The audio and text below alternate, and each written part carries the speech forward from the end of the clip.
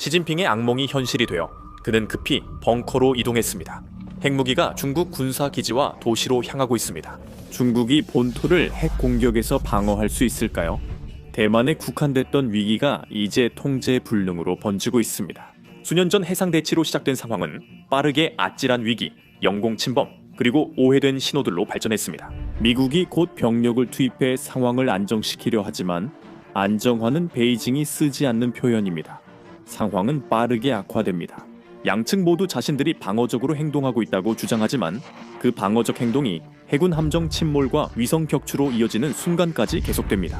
미국은 점점 더 커지는 손실과 대만을 보호해야 한다는 압박에 직면해 사태를 더 악화시킬 의향이 있음을 신호로 보냅니다. 중국은 선택지가 줄고 신뢰돼 위협을 느껴 적극 대응하기로 했습니다. 베이징은 미국 조건을 받아들일 수 없습니다. 핵무기는 전쟁 승리나 종결이 아니라 체제 충격과 결의 강요를 위해 사용됩니다. 이 핵 시나리오 전개에 두 가지 상반된 버전이 있습니다. 첫 번째 시나리오에서는 핵무기가 소수의 공격에 사용되며 군사기지, 지휘센터, 주요 인프라를 목표로 합니다. 목표는 전멸이 아닌 강압으로 전 세계를 불바다로 만들지 않고 전쟁 방향을 바꾸려는 시도입니다. 정책 이반자들이 제한적 핵 사용을 말할 때 집착하는 것이 바로 이런 축소된 종말 시나리오입니다. 전술핵이 터진 도시에 사는 주민들은 동의하지 않을 겁니다.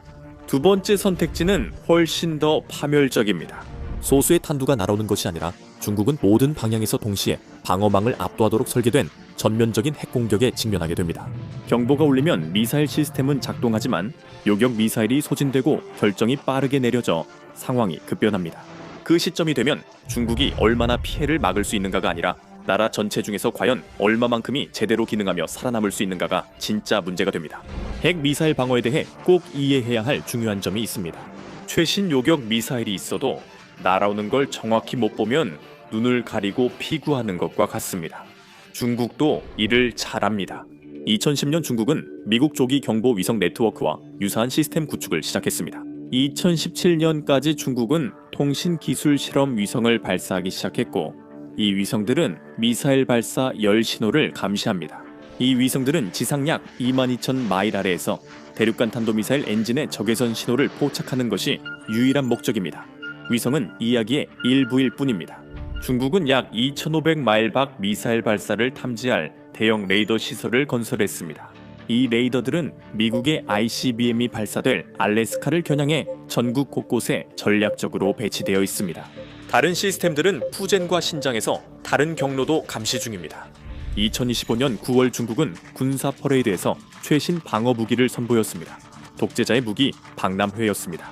전시된 세 가지 탄도 미사일 요격 시스템은 방패처럼 여러 층으로 설계되어 중국의 핵 시나리오에서 중요한 역할을 합니다. HQ-9C는 첫 방어층에서 적어도 요격을 담당합니다. 이것이 중국의 핵 골키퍼로 날아오는 중단거리 미사일을 요격합니다. 그리고 HQ-19가 있는데 이 미사일은 약간 더 높은 고도, 최대 125마일까지 올라가는 미사일을 요격하도록 설계되었으며 초속 약 33,000피트로 날아오는 미사일을 격추할 수 있습니다. HQ-19는 610A형 레이더로 유도되며 미국 사드 터미널 하이 알티튜드 에리아 디펜스와 비슷합니다. 이 미사일은 1,800, 2,500km 탄도 미사일을 요격해 대부분 지역 위협을 방어합니다. HQ-29는 중국 방어 삼각체계의 핵심입니다. 이 미사일은 고도 150km 이상 대기권 밖에서 미사일 중간 단계를 요격하는 외기권 요격체입니다. 미국 고정사일로와 달리 HQ-29는 이동식 발사 차량에 실려 필요시 어디서든 배치될 수 있습니다. 이론상으로 조기 경보 위성, 대형 레이더, 3단계 요격 미사일을 결합한 다층 방어 체계는 인상적입니다. 이론적으로 중국은 세계에서 가장 정교한 미사일 방어망을 구축했습니다. 진정한 황금 돔과도 같아서 전 세계, 특히 미국이 부러워할 만합니다. 하지만 이론과 현실은 전혀 다릅니다.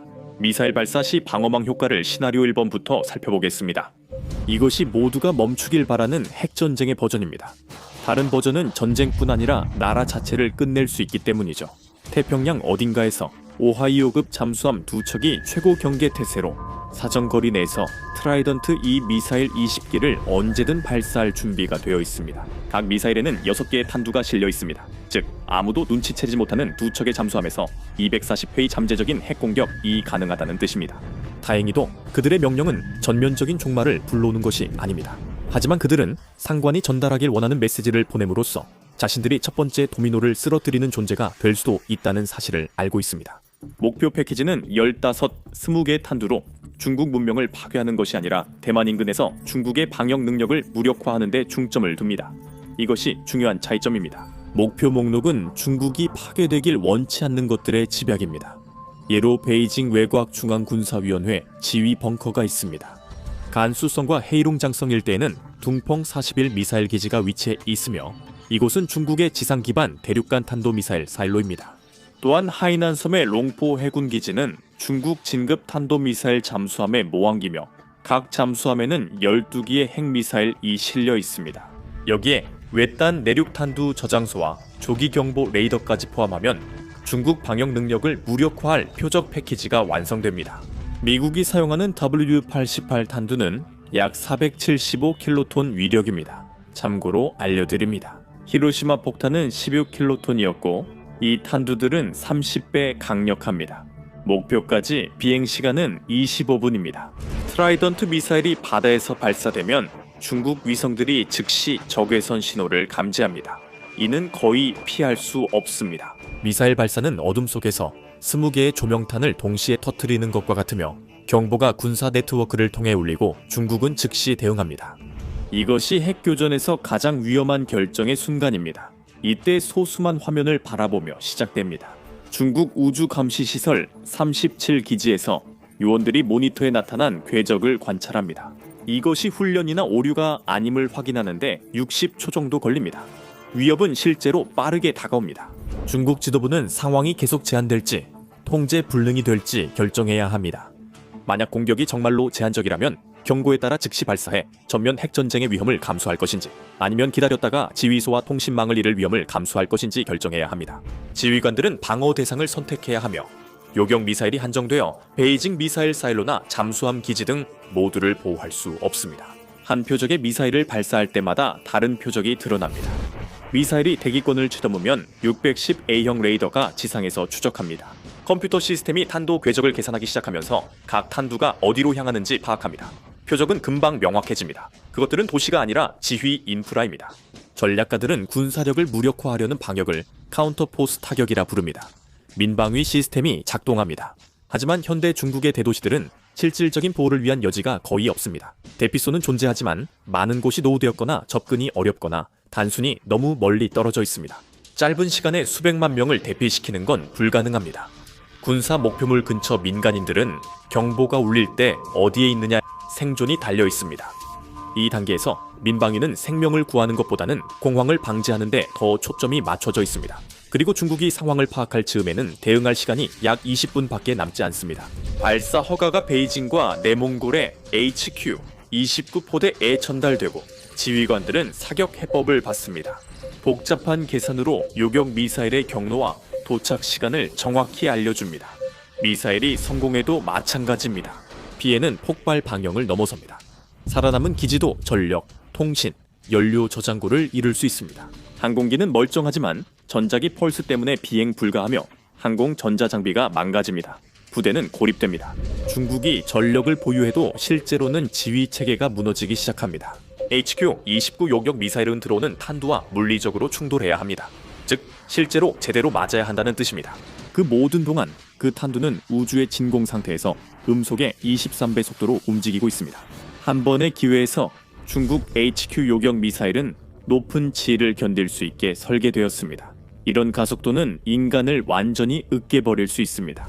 예를 들어 HQ-29는 아이단 고체 로켓 엔진과 레이더, 적외선 유도로 표적을 추적합니다. 베이징은 미국 트라이던트 미사일 요격을 위해 HQ 미사일 40기 표적당 2발씩 발사하기로 했습니다. 핵무기 상황에서는 이런 안전장치가 매우 중요합니다. 충돌 15분 전 이제 수학적 계산을 고려해야 합니다. 이상적인 시험 조건에서도 마찬가지입니다. 미국 THAD처럼 중국 시스템도 낙관적으로 보면 85% 요격률을 낼 수 있다고 가정해 봅시다.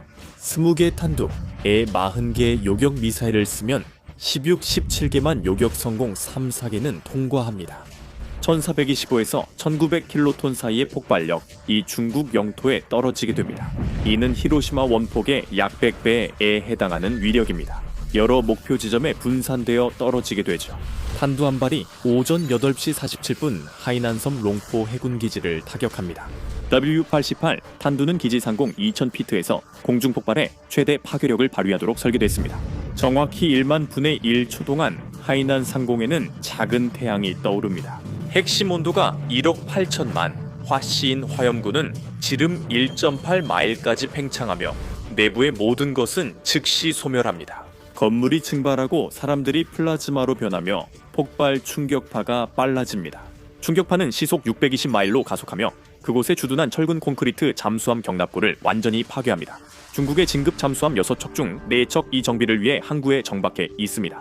4척 모두 48기 핵미사일과 함께 즉시 파괴되고 군인과 민간 계약자 사상자는 약 1만 5천이만 5천 명입니다. 열복사가 시작되면서 사방 9마일에 걸쳐 화재가 발생합니다. 전자기 펄스는 하이난섬 남부 3분의 1 지역에 있는 모든 비차폐 전자기기를 망가뜨립니다. 이것이 첫 번째 공격이자 매우 중요한 점입니다. 그러나 이 사건 당시 진급 잠수함 2척은 태평양 깊은 곳에 안전하게 잠복 중이었고 살아남아 미사일도 보유하고 있습니다. 중국의 2차 타격 능력은 여전히 유지됩니다. 두 번째 탄두가 간수성 둥펑 41사일로를 지상 폭발로 타격합니다. 이 탄두는 폭발 전 지하 100피트까지 침투해 강화된 사일로 아래에 최대 힘을 집중합니다. 중국의 대륙간 탄도미사일 사일로는 한 탄두가 여러 표적을 동시에 파괴하지 못하게 몇 마일씩 떨어져 배치됩니다. 이 폭발로 650피트 분화구가 생기고 충격파로 7, 8개 사일로도 손상됩니다. 중국은 둥펑 41 미사일 10기를 잃어도 300개 이상의 지상 기반 대륙간 탄도미사일 탄두를 여전히 보유해 억지력은 유지됩니다. 진짜 악몽은 방사능 낙진입니다. 폭발로 증발한 지표면이 방사성 동위원소로 오염되어 북동쪽으로 떠돌다가 다음 48시간 동안 수백 평방마일에 걸쳐 치명적인 방사능을 뿌리게 됩니다. 또한 사람들이 미처 생각 못하는 연쇄 실패도 있습니다. 중국 군대는 네트워크, 위성 디지털 시스템에 의존하는데 그 인프라 대부분이 마비됐습니다.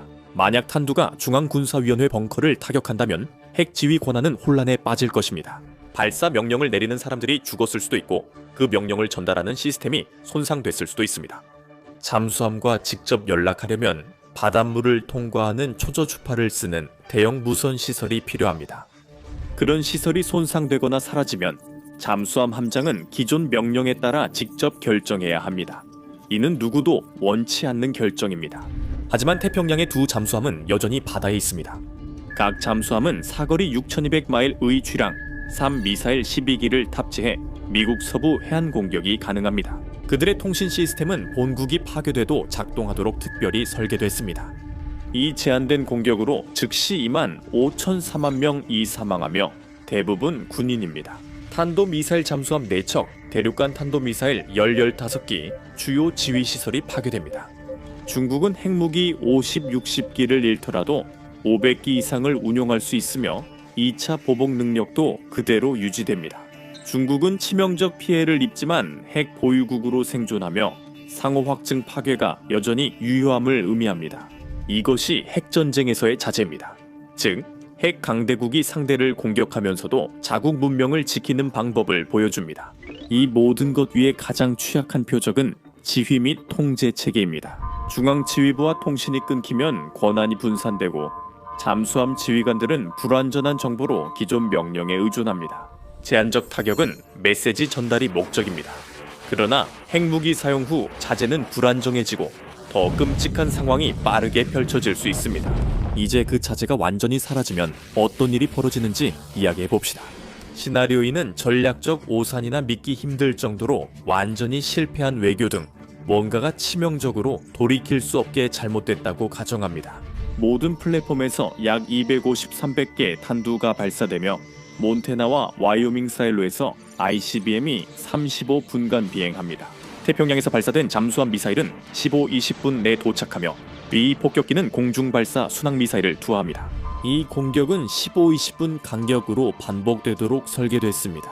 이렇게 하면 중국 방어군이 미사일 재장전이 어렵고 방어 대상을 선택하기 힘들어집니다. 일부 탄두는 군사시설, 모든 대륙간 탄도미사일 기지, 핵무장 폭격기 공군기지, 칭다오, 상하이, 하이난 해군 시설을 겨냥합니다. 또 다른 일부는 경제적 목표를 노립니다.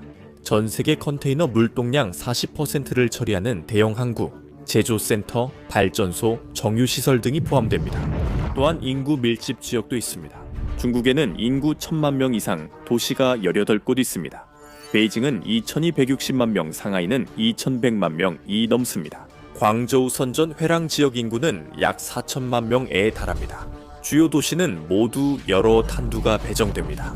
주요 도시를 모두 합치면 인구 밀집 지역을 노린 탄두는 약 70개입니다.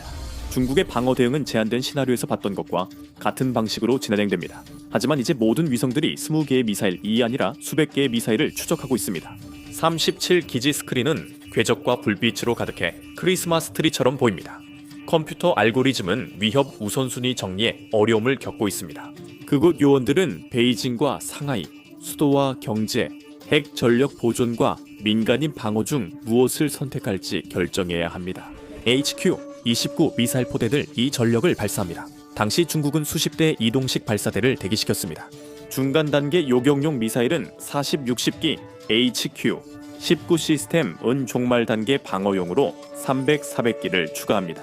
250-300개의 적탄두가 날아오고 있다는 사실을 알게 되면 그 숫자가 많아 보이지만 실제로는 그렇지 않습니다. 그중 상당수는 다탄두 재진입체와 미끼도 함께 배치하고 있습니다. 중국의 모든 요격 미사일이 완벽히 작동해도 현실적으로 수치상 맞지 않습니다. 전투 중 통신 저하와 센서 과부하 같은 현실적 조건에서는 많아야 15-20%만 막을 수 있습니다. 약 10%만 요격에 성공해 200-240개 탄두가 목표에 도달합니다. 첫 탄두는 베이징 테난먼 광장 상공에서 폭발합니다.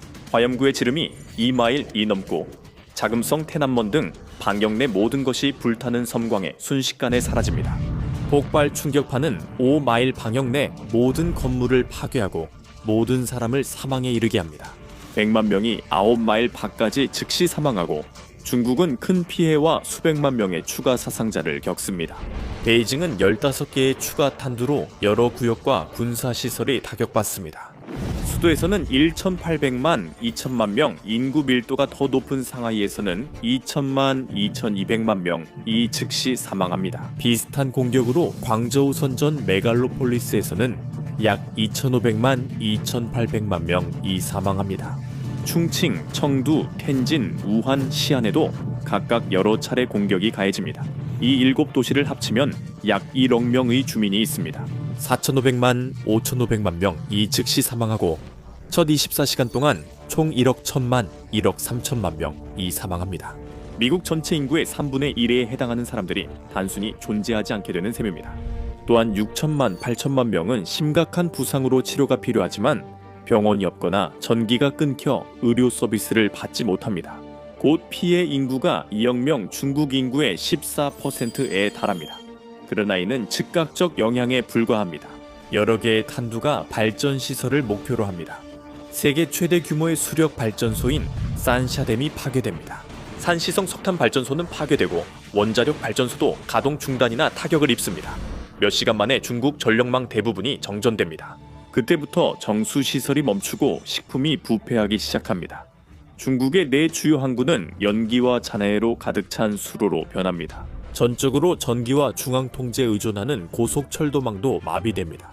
군사 목표에서 발생한 지상 폭발로 방사능 구름이 농업지역에 퍼집니다. 어떤 방어 시스템도 전면적 핵전쟁의 복잡한 문제를 해결할 수 없으며 이 전쟁은 본질적으로 공격자에게 유리합니다. 300개의 핵탄두를 제작하고 발사하는 데 드는 비용은 300개의 핵탄두를 막기 위해 필요한 방어 시스템을 구축하는 비용보다 훨씬 적게 듭니다. 중국은 첨단 조기 경보 위성, 위상 배열 레이더, 최신 요격 미사일 등 지구상에서 가장 정교한 미사일 방어망 중 하나를 구축했지만 이는 여전히 충분하지 않았습니다. 아니요, 미국, 러시아, 중국 등 어떤 나라의 방어 체계도 아닙니다. 효과적인 방어는 억지력뿐입니다. 말이 나온 김에 앞서 언급한 태평양의 두 잠수함 기억나시나요? 잠수함들은 여전히 작동하며 무장된 채 중국 공격 후 며칠 만에 문명이 사라지는 모습을 지켜봤습니다. 잠수함 승조원들은 방사능이나 굶주림으로 죽지 않은 수백만 생존자 소식을 듣게 됩니다. 사회가 붕괴된 새로운 공포 속에서 그들은 2억 명 난민 소식을 듣습니다. 이제 오염된 농경지와 남은 적은 식량조차도 분배할 수 없습니다. 이후 몇 달간 5천만 7천만 명의 중국 민간인이 부상, 기아, 질병으로 사망합니다. 잠수함 승조원들이 중국의 대응을 주도합니다. 그들은 쥐랑 3 핵미사일 24기를 미국 도시로 발사하며 각 미사일엔 최대 3개 탄두가 있습니다. 일부 전문가는 미사일마다 최대 5개의 탄두가 실릴 수 있다고 합니다. 150개 중 20개만 미국 방어망을 뚫어도 된다고 합니다. 그것만으로도 수천만 미국인을 죽이고 경제를 마비시키기에 충분합니다. 수십 년간 뉴욕, LA, 워싱턴 디스트릭트 오브 콜럼비아, 시카고, 휴스턴이 각각 핵 용광로가 됩니다. 미국 도시들이 유리와 재더미로 변한다면 중국의 승리에도 더 이상 승리처럼 보이지 않으며 상황은 더욱 악화될 것입니다. 대기 중 그름과 잔해가 북방구의 햇빛을 막게 됩니다. 몇 달 만에 전 세계 기온이 떨어지고 성장기와 농작물 생산이 붕괴됩니다. 이미 중국과 미국에 대한 공격으로 휘청이던 세계 경제는 이제 완전히 붕괴됩니다. 모델에 따르면 핵겨울로 인해 전 세계적으로 최소 20억 명이 추가로 사망할 것으로 예상됩니다. 그렇다면 중국이 핵 공격이나 제한적, 전면적 공격을 막을 수 있을까요? 아니요. 하지만 그건 누구도 불가능합니다. 이런 상황에서는 승자도 결국 패배합니다. 중국이 대만을 침공하면 미국의 대응을 확인하거나 이 영상을 클릭해 보세요.